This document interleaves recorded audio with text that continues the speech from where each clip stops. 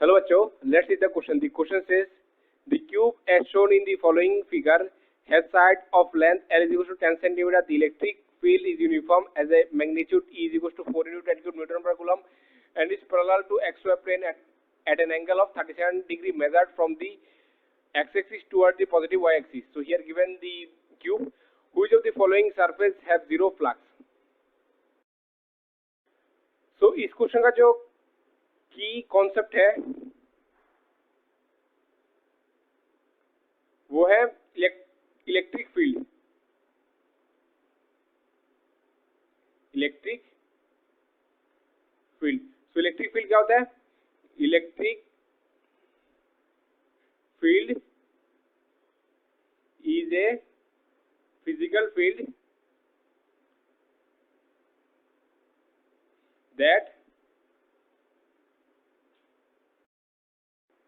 that exert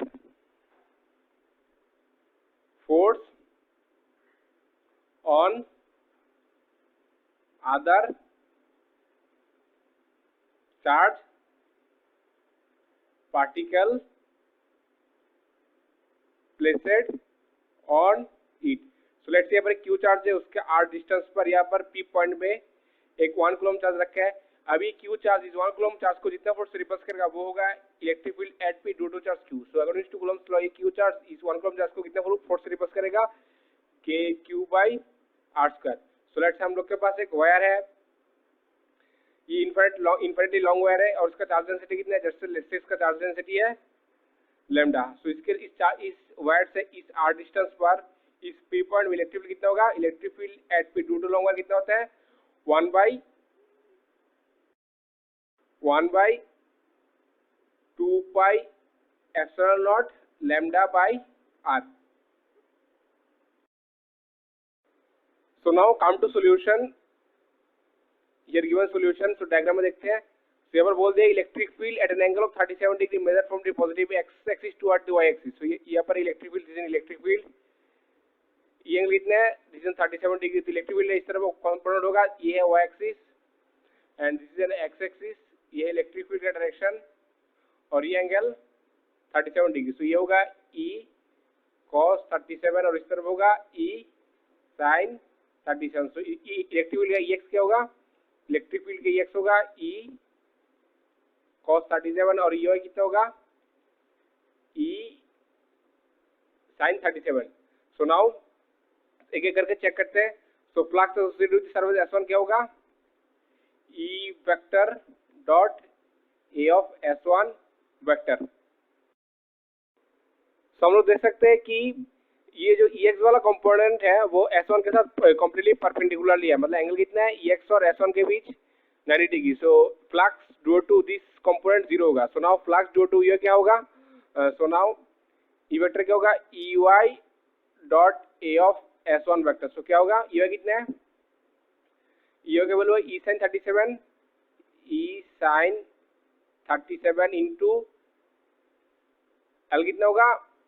so L square into, अगर dot हटा दे तो क्या होगा? cos 180। तो हम लोग देख सकते हैं कि UI का डायरेक्शन और S1 का डायरेक्शन दोनों अपोजिट डायरेक्शन में। तो हम लोग देख सकते हैं कि cos 180 वैल्यू होता है -1, L स्क्वायर का भी कुछ वैल्यू होगा और E sin 37 की भी कुछ वैल्यू होगा। So phi of S1 not equal to 0 होगा। सो नाउ देखते हैं फाई ऑफ S2 क्या होगा?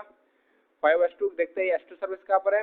This N S2 face top में है। सो हम लोग देख सकते हैं कि जो EY वाला कंपोनेंट है वो S2 के साथ परपेंडिकुलरली है। So flux due to component EY कितना होगा? 0 होगा। सो नाउ X वाला कंपोनेंट देखते हैं। सो X वाला भी कंपोनेंट जो है वो भी क्या है? S2 के साथ क्या है? परपेंडिकुलरली है, ऐसे along the X axis. So flux due to component EX भी क्या होगा? 0 होगा। सो नाउ हम लोग बोल सकते हैं फ्लक्स ऑफ S2 क्या होगा? 0 होगा। So now flux due to flux associated with surface S3 क्या होगा? E vector dot A of S3 vector. So now देखते हैं S3 कहाँ पर है? Reason face S3। सो हम लोग देख सकते हैं कि ये जो EX वाला कंपोनेंट है वो S3 के साथ क्या परपेंडिकुलरली है। So flux due to E of X वाला कंपोनेंट के लिए क्या होगा? Flux due to E of X1 component के लिए क्या होगा? 0 होगा। सो हम लोग देख सकते हैं कि UI वाला कंपोनेंट और S3 का डायरेक्शन सेम डायरेक्शन में है। सो इस तरफ हम लोग लिख सकते हैं EY area of S3 into cos 0। So cos 0 का वैल्यू होता है 1, ए ऑफ एस का वैल्यू होगा एल स्क्वायर, कुछ वैल्यू होगा 0 नहीं होगा, और ई ऑफ वाई का भी कुछ वैल्यू होगा। ई वाई का वैल्यू कितना है, ई वाई का वैल्यू है ई साइन 37। सो यहाँ पर लिख सकते हैं हम लोग E sine 37 into L square into cos 0। So हम लोग देख सकते हैं ई साइन 37 का वैल्यू 0 नहीं है, एल स्क्वायर का भी वैल्यू 0 नहीं है, कॉस 0 का वैल्यू 0 नहीं है। सो 5 ऑफ S3 0 नहीं होगा। सो नाउ 5 ऑफ S4 देखते हैं। S4 क्या होगा, e vector dot a of S4 vector. So देखते हैं।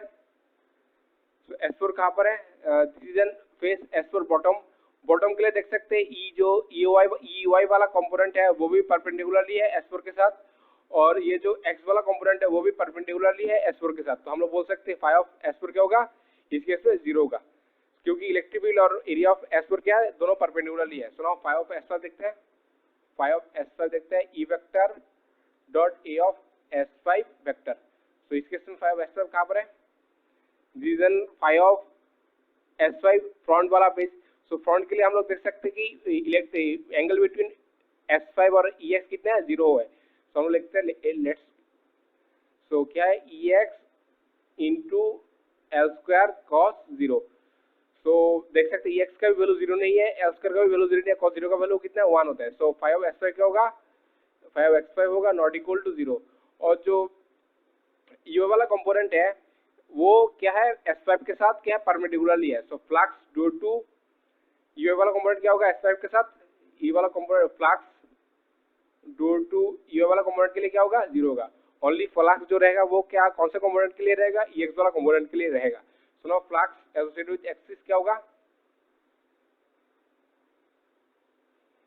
ई vector dot a of S6 vector. So axis वाला देखते हैं फेस, एक्सिस है बैक वाला। सो हम देख सकते हैं ये जो एक्सिस वाला बैक फेस है उसका और इलेक्ट्रिक फील्ड का डायरेक्शन का यूआई का एंगल कितना है, इन दोनों के बीच में 90 डिग्री है। So flux due to UI वाला कंपोनेंट के लिए कितना होगा, फ्लक्स ड्यू टू यूआई वाला कंपोनेंट के लिए होगा 0।